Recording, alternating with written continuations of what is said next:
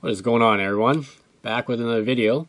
Today I'll be talking about the HTM Gunhammer. Now, this is a knife that is designed by Darrel Ralph and manufactured by Handtech Made. And they make the mid-tech knives for Darrel Ralph, I think. Now, I picked this knife up a few months ago, but I just never got around to doing a review of it. I know a lot of you are interested in seeing what I think about this knife.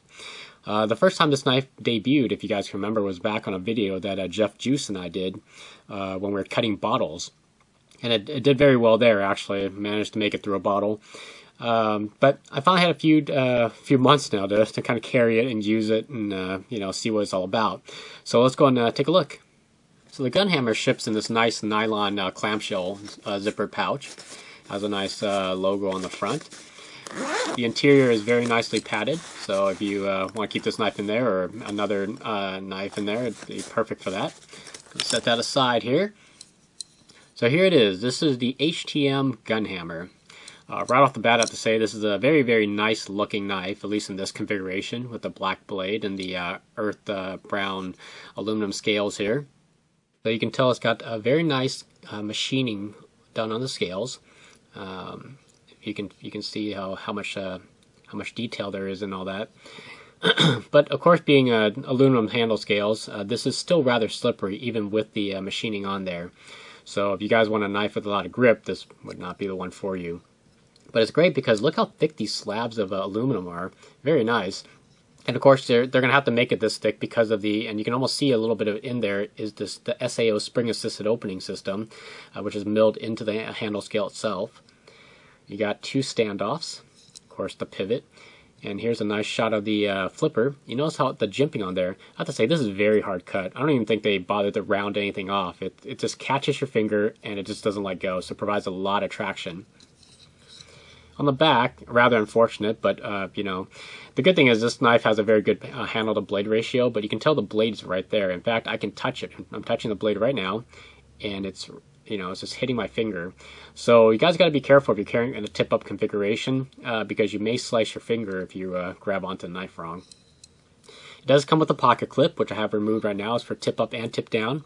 When you first get the knife, this knife, I believe, ships with the clip and a tip-down configuration carry, and you'll notice that it covers the pivot screws. So on this side, you just have a decorative screw on there, but on the other side, you're gonna have to remove the clip in order to access the screw.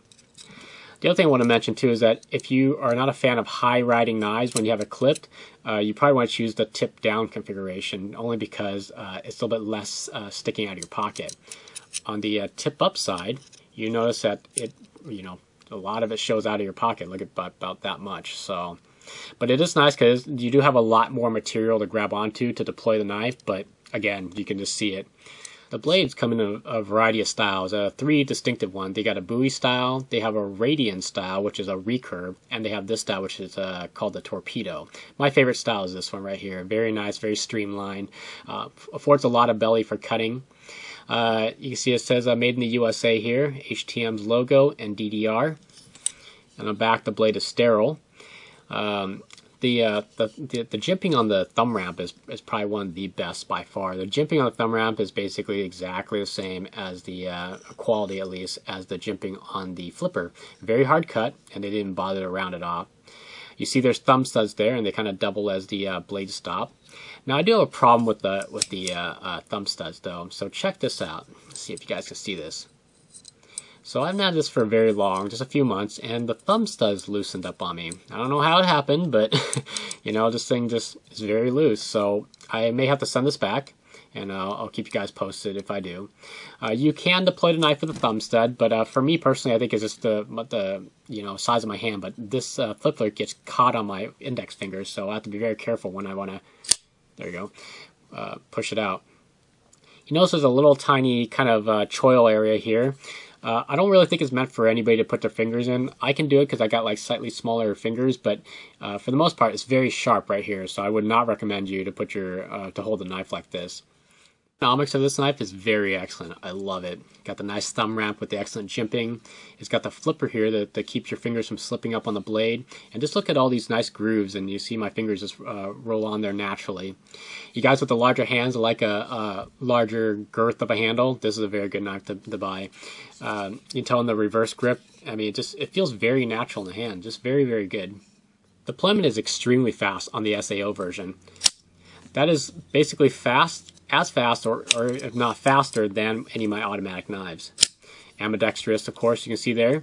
Now, I haven't had a chance to try out the manual version, but I assume it's going to be the same without the assisted spring inside. So what I did is I took the knife apart, and all this is just a steel bar connected to a very high tension spring.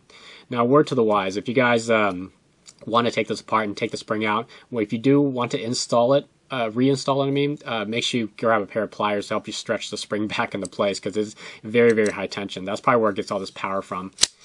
But yeah, I tried the knife without the spring in there. Crap, it just sucks. I cannot get rid of the blade play, first of all. Second of all, if you tighten the pivot too tight, it doesn't even come out. But when you loosen it up, it comes flying out without any wrist flick. But then there's like the blade's like touching the side of the scale, and it's this wobbling. And speaking of blade play, check this out.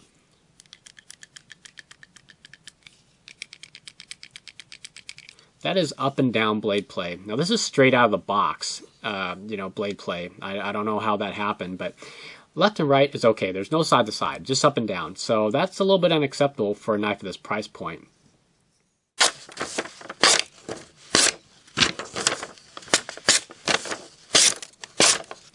Okay, so it's still decently sharp, not too bad.